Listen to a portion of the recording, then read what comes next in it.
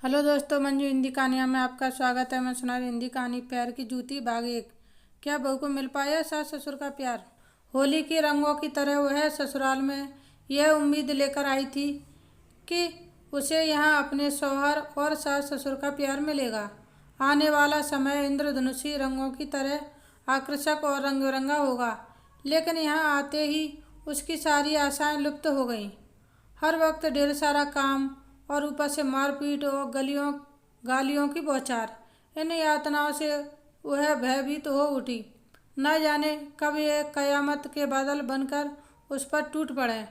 करीम से पहले उसके रिश्ते की बात उसके फुफेरे भाई अमजद से चली थी, पर अमजद ने इस रिश्ते को यह कहकर ठुकरा दिया कि वे भाई बहन हैं और वह भाई बहन के निगाह को ठीक नहीं समझता।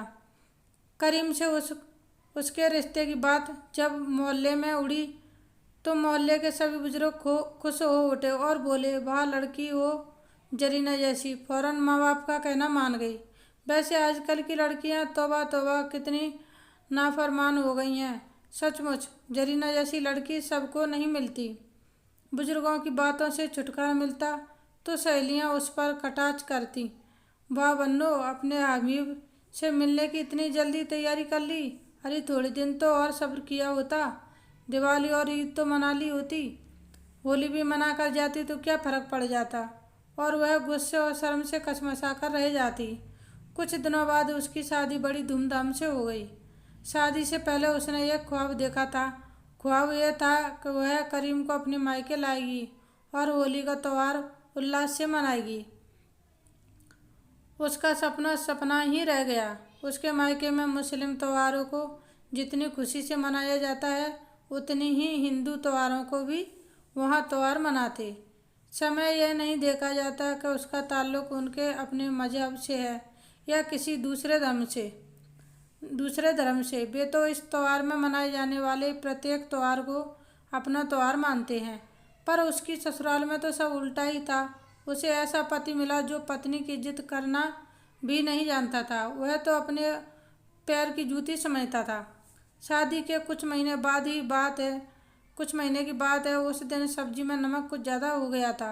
करीम के निवाला उठाने से पहले सास ससुर ने निवाला उठाया और मुंह में लुकमा डालते ही चीख पड़े, ये सब्जी है या जहर? क्या करीम की भी शादी हमने इसी दिन देखने के लिए की थी? यह सुनते ही करीम भड़क उठा, नालायक, खाना पकाना तक नहीं आता? क्या तेरे माँ बाप ने तुझे यही सिखाया था? इस महंगाई के ज़माने में इतनी बर्बादी चल, सारी सब्जी तू ही खा, नहीं तो मार मार कर खाल खींच दूंगा। उसे बेबस होकर पतीली की पूरी सब्जी अपने गले से उतारनी पड़ी थी। इनकार करती तो करीम के हाथ में जो आता उसे मार मार कर उसका बुकस निकाल देता।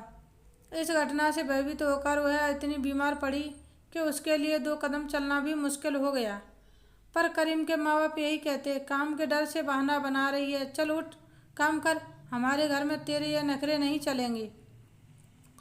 उसे लाचार होकर बिस्तर से उठना पड़ता। कदम कदम पर चक्कर आता तो पूरा घर खिल्ली उड़ाकर कहता, देखा कुलच्छन कैसी नजाकत दिखा रही है। अंत में हार कर उसने करीम से कह दिया, देखिए मुझे कुछ दिनों के लिए मायके भिजवा दीजिए, मेरी तबीयत ठीक नहीं है। वाह, क्या मैं तुझे इसीलिए निकाह करके लाया हूँ कि तू अपने माँ बाप के यहाँ अपनी हड्डियाँ गलाए? अगर फिर कभी जाने का नाम लिया तो ठीक नहीं होगा। इन जानवरों के बीच में वह विवश सी हो गई। घर जाने का नाम उसकी जुबान पर आते ही ये लोग भूखे गिद्ध की तरह उसके शरीर पर टूट पड़ते। अगर उसकी पड़ोसन निर्मला उसका ध्यान न रखती और उसे वक्त पर चोरी छुपे दवा लाकर ना देती तो वह कभी भी इस दुनिया में कूच कर गई होती। करीम ने उस दिन फिर उसे बुरी तरह मारा था। इस स्थिति को सहते सहते उसे करीब 3 साल हो गए।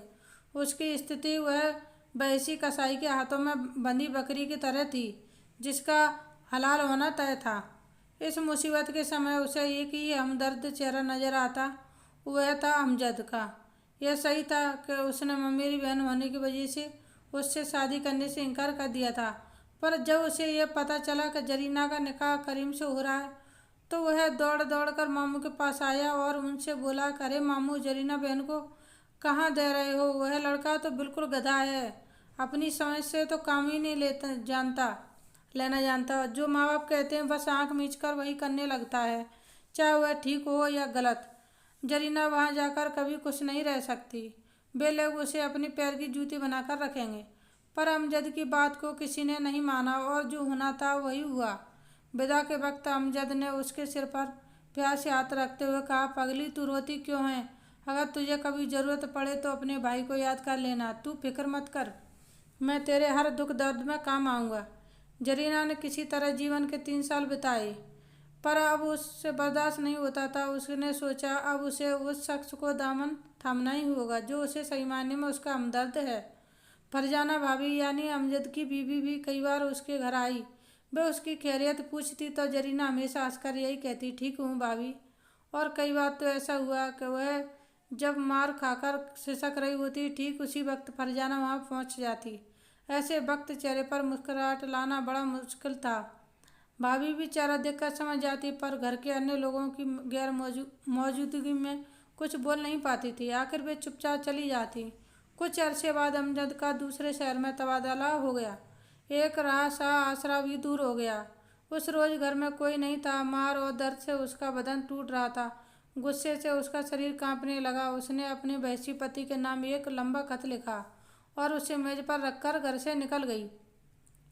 2 बजे की ट्रेन पकड़कर शाम को वह अमजद के घर पहुंची। रेलवे स्टेशन से टैक्सी लेकर घर पहुंचते पहुंचते अंधेरा हो गया था।